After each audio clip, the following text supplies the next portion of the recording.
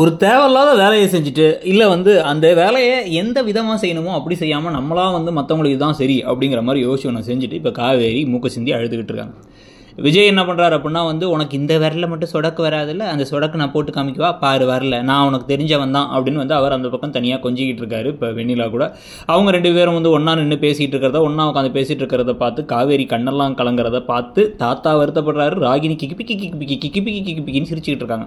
நேராக இந்த கதையோடு இங்கே வீட்டுக்கு வந்தால் வீட்டில் அவங்க அம்மா இந்த மாதிரி தான் ஊரில் இருக்க எல்லாத்துக்கும் சேர்த்து நீயே முடிவெடுப்ப, அப்புறம் அதுதான் சரிங்குவ, இந்த மாதிரி பைத்தியக்காரத்தனம் பண்ணிட்டே இருப்பியேன்னு சொல்லிட்டு அவங்க அம்மா கேட்க.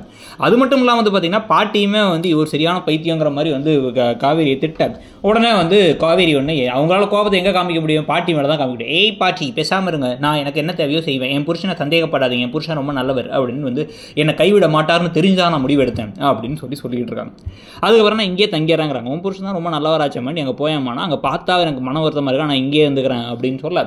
அதெல்லாம் இல்லை, அந்த பொண்ணு அந்த வீட்டில் இருக்கும்போது நீங்கள் வரது நல்லா இருக்காது, ஒழுங்காக சாப்பிட்டு கிளம்பு அப்படின்னு சொல்லிட்டு சாப்பிட்டு கிளம்ப சொல்லிட்டாங்க இந்த வீட்டில்.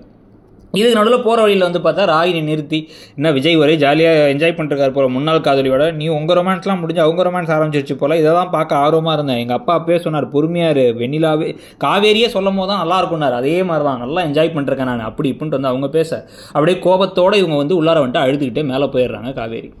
இந்த சமயத்தை தான் என்ன ஆகுது அப்படின்னு பார்த்தீங்கன்னா, இப்போ ராகினி இங்கே விஜயும் தாத்தாவும் என்ன பேச போகிறாங்கன்னு தெரிஞ்சுக்கிறத பார்க்க உட்கார, நீ கிளம்பி மேலே போமான்னு தாத்தா அனுப்பிவிட்டு இப்போ விஜய் கிட்ட பேசுகிறாரு. பேசி என்ன முடிவெடுக்க போகிற, வெண்ணிலாவை கொண்டு போய் நீ ஆசிரமத்தில் ஒரு கேர்டேக்கர் வச்சு பார்த்துக்க சொல்லலாம், ஒரு வீடு எடுத்துன்னா அதெல்லாம் இல்லை, அவள் இங்கே தான் இருப்பாள், அவள் யாரோ ஒருத்தி கிடையாது, இங்கே தான் இருப்பாள். ஆனால் அதே சமயத்தில் காவேரி மேலே எனக்கு வருத்தம் கிடையாது, காவேரி ஏன் வருத்தப்படுறா, நான் காவேரியை போய் சரி பண்ணிவிடுவேன், அவள் நம்பிக்கையோட கூட்டு வந்திருக்கா, அதுக்கு நான் நம்பிக்கைக்கு பாத்திரமா இருப்பேன் அப்படின்னு அவர் சொல்லிட்டு இருக்காரு. ஆனால் அதில் ஒரு குட்டி கலாட்டாவை ராகினி பண்ண போகிறாங்க. ஏன்னா ஒரு புறா காலில் எழுதி லெட்டர் அனுப்புகிற மாதிரி இப்போ தான் இப்போ இந்த காலத்தில் லெட்டர் அனுப்பிட்டு இருக்காரு, ஃபோனுக்கு மெசேஜ் அனுப்பாமல்.